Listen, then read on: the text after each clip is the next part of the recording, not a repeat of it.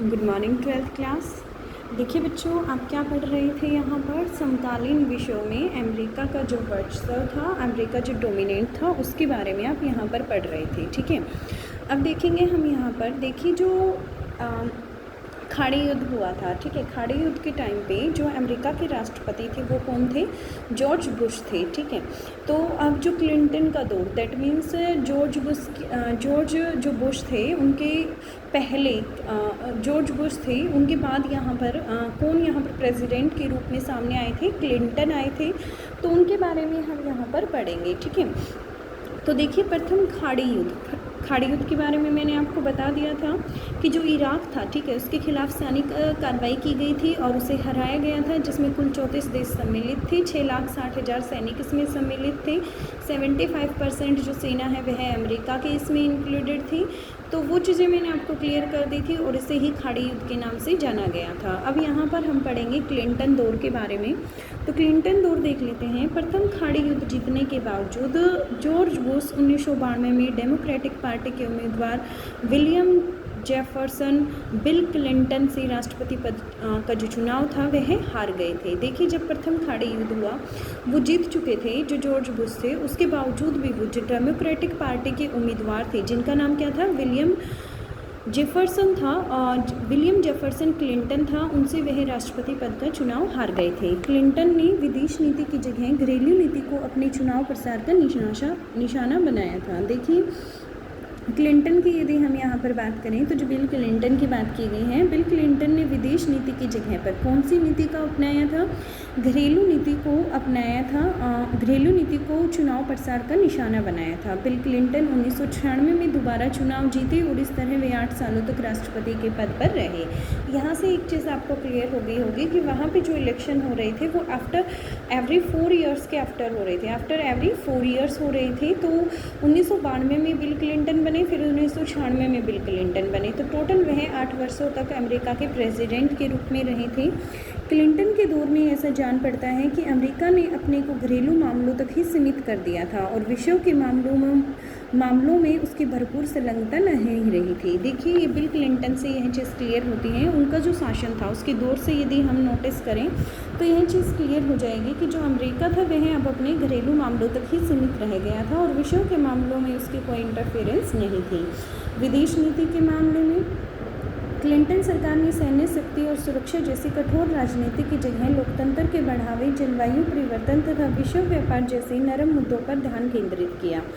अब उसके बाद हम यहाँ देखेंगे, बहरहाल क्लिंटन के दौर में भी अमेरिका जब तक फौजी ताकत के इस्तेमाल के लिए तैयार दिखा। देखिए जब कभी भी हम क्लिंटन के दौर की बात करते हैं तो क्लिंटन के दौर में भी ऐसा हुआ कि जो अमेरिका है वह हमेशा फौजी ताकत के इस्तेमाल के लिए हमेशा तैयार ही दिखा। इस तरह एक बड़ी घटना की हम बात करते हैं जो 1999 में घटित हुई थी। ठीक है, 1996 से लेकर 2000 तक भी मतलब बिल क्लिंटन ही वहाँ के प्रेसिडेंट थे और इस दौर में जो एक महत्वपूर्ण घटना घटित हुई थी उसके बारे में हम यहाँ देखते हैं। अपने प्रांत कोसावा में युगोस्लाविया ने अल्बानिया लोगों के आंदोलन को कुचलने के लिए सैन्य कार्रवाई की। देखिए अपने ही प्रांत कोसावा में युगोस्लाविया ने जो अल्बानिया लोग थे, अल्बानिया जो लोग थे वो डोमिनेंट थे यहाँ पर। ठीक है, उनकी जो संख्या थी वह यहाँ पर काफ़ी ज़्यादा थी और कोसावा में अल्बानिया लोगों की बहुलता थी। इसके जवाब में अमेरिकी नेतृत्व में नाटो के देशों ने युगोस्लावियाई क्षेत्रों पर 2 महीने तक बमबारी की थी। देखिए इसके जवाब में जो अमेरिका के नेतृत्व में नाटो के देश थे, ठीक है, उन्होंने युगोस्लाविया जो रीजन था उस पर 2 महीने तक इन्होंने बमबारी की थी। स्लोबोदान मिलोसेविच की सरकार मिलोसेविच की सरकार वहाँ पर थी वह गिर गई थी और कोसावा पर नाटो की सेना काबिज हो गई थी। ठीक है, कोसावा पर अब नियंत्रण किसने कर लिया था? जो नाटो की सेना थी उसने इस पर कब्जा कर लिया था। क्लिंटन के दौर में दूसरी बड़ी घटना, देखिए ये एक घटना मैंने आपको बता दी 1999 में हुई थी और क्लिंटन के दौर में ही दूसरी बड़ी सेना जो कार्रवाई हुई थी वहाँ कहाँ हुई थी? नैरोबी केनिया में हुई थी और दार es सलाम कहाँ पर, तंजानिया के अमेरिकी दूतावास पर बमबारी के जवाब में 1998 में हुई। ठीक है, तो ये कब हुई थी, 1998 में हुई थी। अतिवादी इस्लामी विचारों से प्रभावित आतंकवादी संगठन अल-कायदा को इस बमबारी का जिम्मेवार ठहराया गया था। देखिए जो अमेरिका के ये जो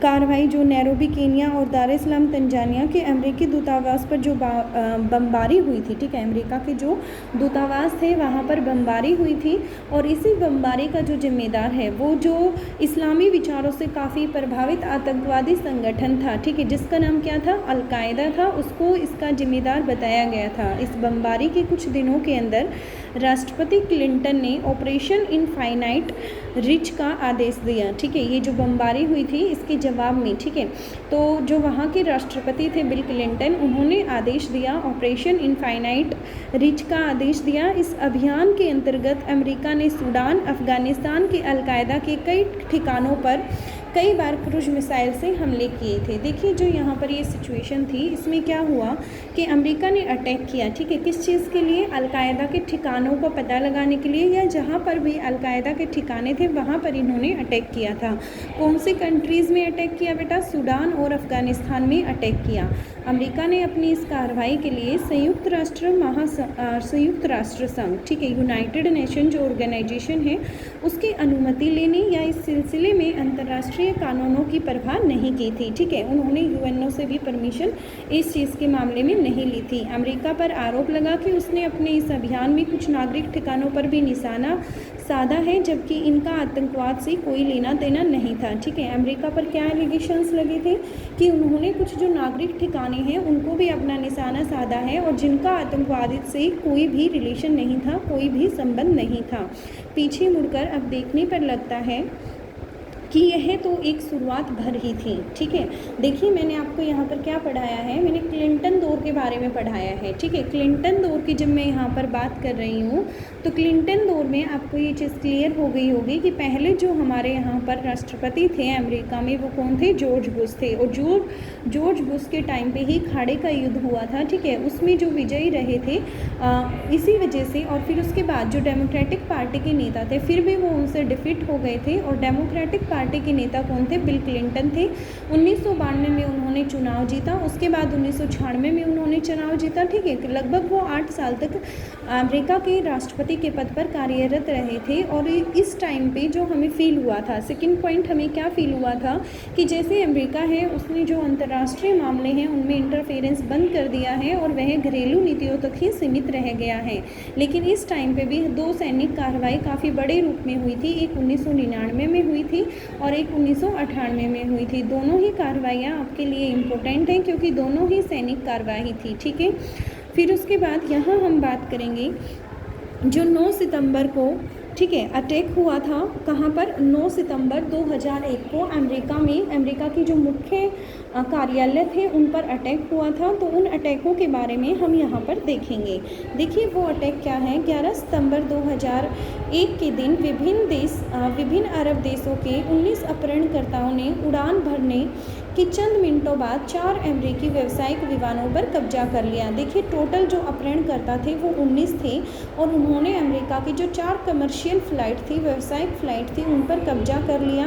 अपहरणकर्ता इन विमानों को अमेरिका की महत्वपूर्ण इमारतों की सीध में उड़ाकर ले गए। ठीक है, ये जो विमान थे इनको किस तरफ उड़ाया गया, जो अमेरिका की जो इम्पोर्टेंट इमारत है उनकी तरफ उड़ाकर ये ले गई। 2 विमान न्यूयॉर्क स्थित वर्ल्ड ट्रेड सेंटर के उत्तरी और दक्षिणी टकरा, 2 विमानों की यदि मैं बात करूँ टोटल कितने थे, 4 थे, 4 में से जो 2 थे, ठीक है, 2 कहाँ गए, एक उत्तरी और एक दक्षिणी टावर से टकराए थे। तीसरा जो विमान था वह वर्जीनिया की अर्लिंगटन स्थित पेंटागन से टकराया था। तीसरा विमान पेंटागन से टकराया। पेंटागन क्या है, उनके अमेरिका की रक्षा विभाग का मुख्यालय है। चौथे विमान को अमेरिकी कांग्रेस की मुख्य इमारत से टकराना था, लेकिन यह पेंसिल्वेनिया के खेत में गिर गया था। देखिए चौथा जो विमान था उसको कहाँ टकराना था, कांग्रेस की जो एक मुख्य इमारत है उससे टकराना था, लेकिन एक जगह है पेंसिल्वेनिया, उसकी खेतों में यह गिर गया था। इस हमले को 9 9/11 कहा जाता है। 9/11 क्यों कहा जाता है? देखिए, जनरली जब हम इंडिया की बात करते हैं तो हम पहले डेट लिखते हैं, देन आफ्टर हम मंथ लिखते हैं, लेकिन अमेरिका के ट्रेंड के अकॉर्डिंग वहाँ पर सबसे पहले मंथ लिखा जाता है, देन आफ्टर डेट लिखी जाती है। 9/11 इसलिए बोला जाता है क्योंकि वो 9 जो मंथ था उसमें हुआ था, सितंबर में हुआ था, इसलिए हम उसको क्या कहेंगे यहाँ पर 9/11 कहेंगे। That means 9 months September and 11 is the date of September. Clear to you? और 2001 में यह अटैक हुआ था। क्लियर हो गया इतना आपको? फिर उसके बाद देखिए यहाँ पर इस हमले में लगभग 3000 व्यक्ति मारे गए थे। अमेरिकियों के लिए यह दिल दहला देने वाला अनुभव था। उन्होंने इस घटना की तुलना 1814 और 1941 की घटनाओं से की थी। अब देखते हैं हम कि 1814 और 1941 में कौन सी घटनाएं उस टाइम पे हुई थी। 1814 में जो ब्रिटेन था उसने वाशिंगटन डीसी में आगजनी की थी और 1941 में जापान ने पर्ल हार्बर पर हमला किया था। जहां तक जान माल का हानि का सवाल है तो अमेरिकी ज़मीन पर अब तक का सबसे गंभीर हमला था। अमेरिका 1776 में एक देश बना और तब से इसने इतना बड़ा हमला नहीं झेला था। अमेरिका अस्तित्व में कब आया था? 1776 में आया था और तब से लेकर आज तक इसने इतना बड़ा हमला नहीं झेला था। ठीक है। 9/11 के जवाब में अमेरिका ने फ़ौरन कदम उठाए और भयंकर कार्रवाई की। अब क्लिंटन की जगह जो रिपब्लिकन पार्टी के जॉर्ज डब्ल्यू बुश राष्ट्रपति बने थे, और ये जो हमारे पूर्व राष्ट्रपति, ठीक है, जिनके बारे में मैंने आपको पहले भी बताया है, जो खाड़ी युद्ध के दौरान थे, उनके ही यह एक पुत्र थे और वे कौन थे? HW बुश थे। इन्हीं के पुत्र कौन थे? जॉर्ज डब्ल्यू बुश थे। क्लिंटन के विपरीत बुश ने अमेरिकी हितों को लेकर कठोर रवैया अपनाया और इन हितों को बढ़ावा देने के लिए कई कड़े कदम उठाए। आतंकवाद के विरुद्ध विश्वव्यापी युद्ध के अंग के रूप में इसने ऑपरेशन एंड्यूरिंग फ्रीडम चलाया। इस अभियान ने उन सभी के खिलाफ, ये जो अभियान था यह उन सभी के खिलाफ चला जिन पर जो 9/11 का अटैक हुआ था उनसे रिलेटेड जिस पर भी शक था। इस अभियान में मुख्य निशाना जो था वह अलकायदा और अफ़गानिस्तान का जो तालिबान शासन को बनाया गया था। तालिबान शासन के पांव जल्दी ही उखड़ गए थे। तालिबान और अलकायदा के अवशेष भी सक्रिय हैं। ठीक है, यदि हम देखें तो तालिबान शासन जो है वह जल्द ही शीघ्र ही समाप्त हो गया था, लेकिन तालिबान जो है और अलकायदा जो है उसके अवशेष जो हैं वह अब भी मौजूद हैं। और 9/11 की घटना के बाद से अब तक इनकी तरफ से पश्चिमी मुल्कों में कई जगहों पर हमले हुए हैं। ठीक है, 9/11 की जो भी घटना हुई थी, जो मैंने आपको क्लियर किया है, जिसमें 4 प्लेन को हाईजैक किया गया था, तो उस सिचुएशन में भी हम यहाँ पर देखेंगे कि उसके बाद भी जो कुछ पश्चिमी कंट्री हैं उन पर हमले हुए हैं। इससे इनकी सक्रिय की बात स्पष्ट हो जाती है। अमेरिकी सेना ने पूरे विश्व में गिरफ्तारियां की और अक्सर गिरफ्तारियां लोगों के बारे में उनकी सरकार को जानकारी नहीं दी जाती थी। देखिए, अमेरिकन गवर्नमेंट को जिस पर भी डाउट होता था वह पूरे विश्व में से उसी को गिरफ्तार कर लेती थी, और जिसको वह गिरफ्तार कर देती थी उन लोगों की इन्फॉर्मेशन उनकी कंट्री को नहीं दी जाती थी। गिरफ्तार लोगों को अलग अलग देशों में भेजा गया, उन्हें खुफिया जेल खानों में बंदी बनाकर रखा गया। क्यूबा के निकट अमेरिकी नौसेना का एक ठिकाना था जिसका नाम क्या है? ग्वांतानो बे में है, और कुछ बंदियों को वहां रखा गया। इस जगह रखे हुए बंदियों को ना तो अंतर्राष्ट्रीय कानूनों की सुरक्षा प्राप्त थी और ना ही देश या अमेरिका के कानूनों की। संयुक्त राष्ट्र संघ के प्रतिनिधियों तक को इन बंदियों से मिलने की अनुमति नहीं दी गई थी। ठीक है, इन बंदियों से कोई भी व्यक्ति नहीं मिल सकता था। अब इंग्लिश मीडियम स्टूडेंट्स देखेंगे। देखिए बेटा, हम क्या पढ़ रहे थे यहाँ पर? क्लिंटन वार्स के बारे में पढ़ रहे थे। ठीक है, तो क्लिंटन वार्स की हम बात करते हैं। जो बिल क्लिंटन थे, क्लिंटन ईयर्स की हम यहाँ पर बात करेंगे, और जो बिल क्लिंटन थे उनके बारे में हम यहाँ मुख्य रूप से इस पैसेज में पढ़ेंगे। Despite winning the first Gulf war के जीतने के बावजूद जो जॉर्ज HW बुश थे lost the US presidential elections of 1990 to William Jefferson Bill Clinton of the Democratic party. देखिए यहाँ पर यदि हम जॉर्ज HW की बात करें तो वो इलेक्शन में हार गए थे, जबकि उन्होंने जो फर्स्ट गल्फ वार था उसको भी इन्होंने जीता था।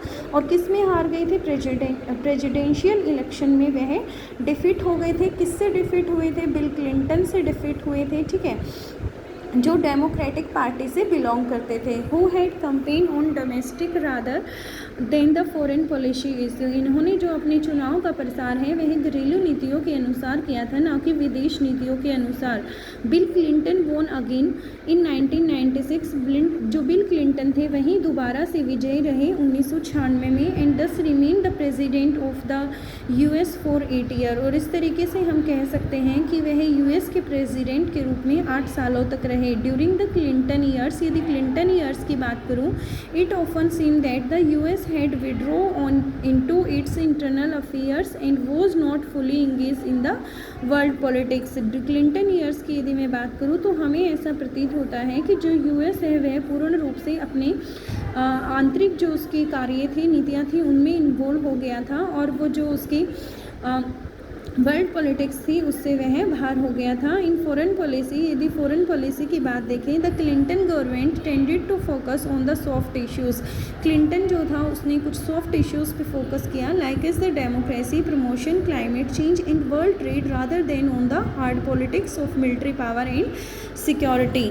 नवर्थलेस the US occasion did show its readiness use military power even during the Clinton years। लेकिन इसके बावजूद हम यहाँ पर देखेंगे कि जो US है वो हमेशा ही अपनी मिलिट्री पावर के यूज़ के लिए हमेशा तत्पर रहता था। The most important episode occurred in 1919।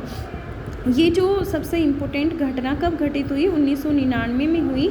In response to यूगोस्लावियन के रिस्पॉन्स में एक्शन अगेंस्ट, जो एक्शन लिया गया किसके अगेंस्ट? जो प्रीडोमिनेंटली अल्बियन पॉपुलेशन थी उसके against, in the province of Kosovo, ठीक है, कोसावा की जो प्रोविंस थी। The air force of the NATO countries, जो एयरफोर्स थी नाटो कंट्रीज़ की, लेड बाय द, जिसका नेतृत्व किसने किया था? US ने किया था। बम्बार्ड टारगेट अराउंड द, उन्होंने बमबारी की, कहाँ पर की? युगोस्लाविया के चारों तरफ, फॉर वेल ओवर 2 months, लगभग 2 महीने तक। Facing the downfall the government of Slobodan Milosevic and the stationing of a NATO force in the कोसावा।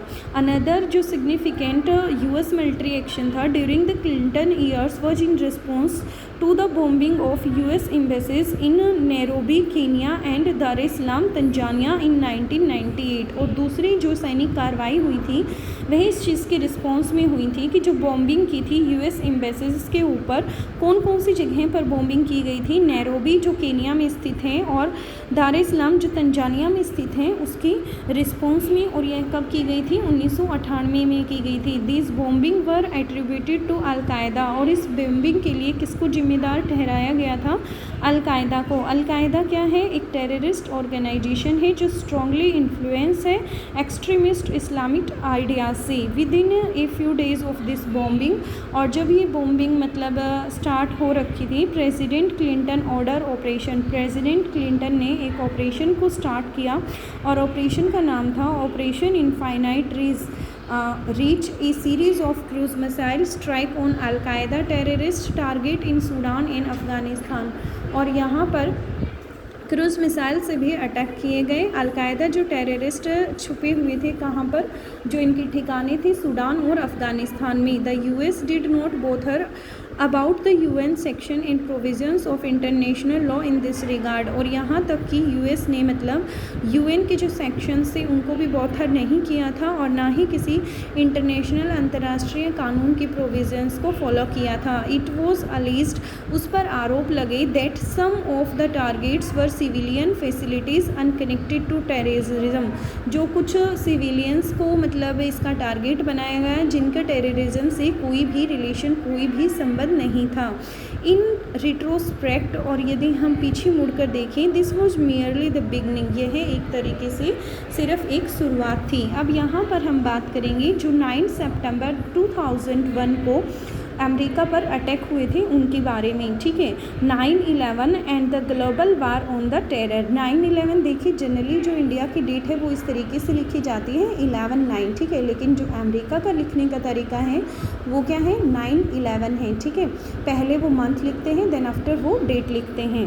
On 11 September 2001 19 hijackers hailing from a number of Arab countries took control of 4 American commercial aircraft shortly after take off and flew them into important buildings in the US. देखिए 19 जो थे वो hijackers थे और उन्होंने अरब countries से मतलब control कर लिया अमेरिकन 4 कमर्शियल एयरक्राफ्ट्स को और उन्हें उस सीध में उड़ाया जो यूएस की इम्पोर्टेंट बिल्डिंग्स थी वहाँ पर।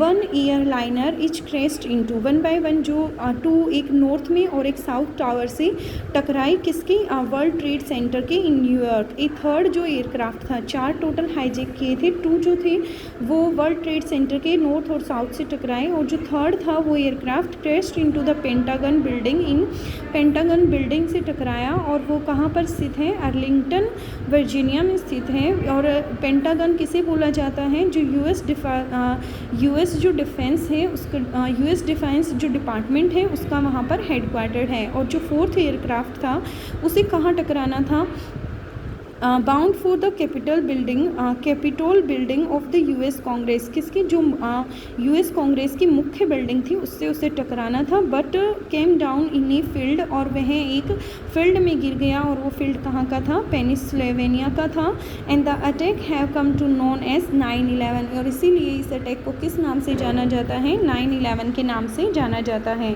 The attack kill nearly 3000 persons और इस अटैक में लगभग 3000 लोग मारे गए in terms of their shocking effect on Americans और इसकी रिजल्ट में मतलब अमेरिका के जो लोग थे वे बुरी तरीके से प्रभावित हुए। And they have been compare to the British burning of the Washington DC in 1814 in the Japanese attack on Pearl Harbor in 1941 और उन्होंने इस जो अटैक था इसको कंपेयर किया जो 1814 में ब्रिटिश का जो बर्निंग था ऑफ वाशिंगटन और जो जापान ने अटैक किया था पर्ल हार्बर के ऊपर 1941 में। However in terms of loss of life इसमें हालांकि काफ़ी लोगों का जो जान थी वह गई और 9/11 was the most server attack soil on US soil since founding of the country 1776 जब से यूएस की स्थापना हुई थी 1776 से तब से लेकर अब तक यह सबसे बड़ा अटैक कंसिडर किया जाता है। The US response to 9/11 was swift and furious और जो यूएस था उसने इस अटैक के बदले काफ़ी सीरियस मतलब स्विफ्ट काफ़ी जल्दी एक्शन लिया। Clinton had been succeeded in the US presidency by the George W Bush of the Republican country. Clinton जो है क्लिंटन के बाद अब यहाँ की जो राष्ट्रपति थे वो कौन बने जॉर्ज डब्ल्यू बुश बने और वो किससे बिलोंग करते थे रिपब्लिकन पार्टी से बिलोंग करते थे। और जो डब्ल्यू बुश थे वो सन थे किसके सन थे जो पहले प्रेसिडेंट थे HW बुश थे उनके बेटे थे। अनलाइक क्लिंटन की तरह इसने काम नहीं किया। जो बुश थे had a much harder view of US interest उसने काफ़ी कठिन कदम उठाए थे and of the means by which to advance them as a parts of its global war on terror the US launched operation enduring freedom.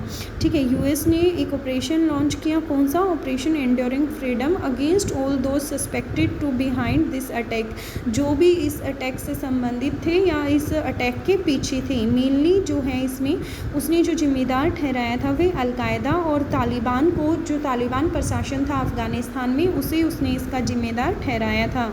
The Taliban regime was easily overthrown Taliban ने जल्दी ही मतलब घुटने टेक दिए थे but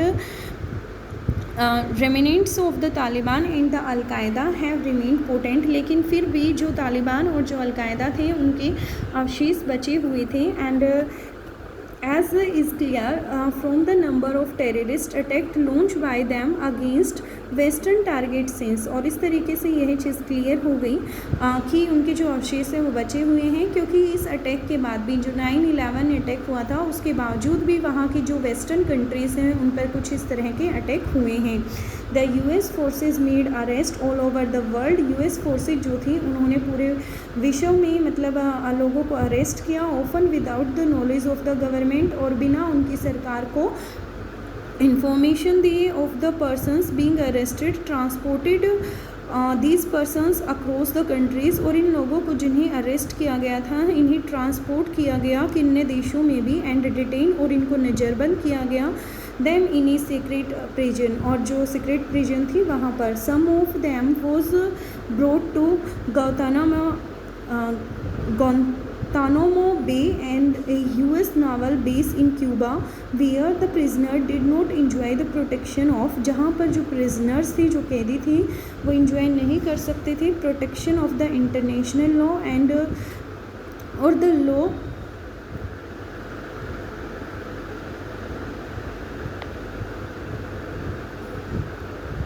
or the law, international law or the law of their own country or that of the US. Even the UN representative were not allowed to meet these prisoners. यहाँ तक कि जो UN यूनाइटेड नेशन ऑर्गेनाइजेशन के representative थे उन्हें भी इनसे मिलने की अनुमति प्रदान नहीं की गई थी। ठीक है,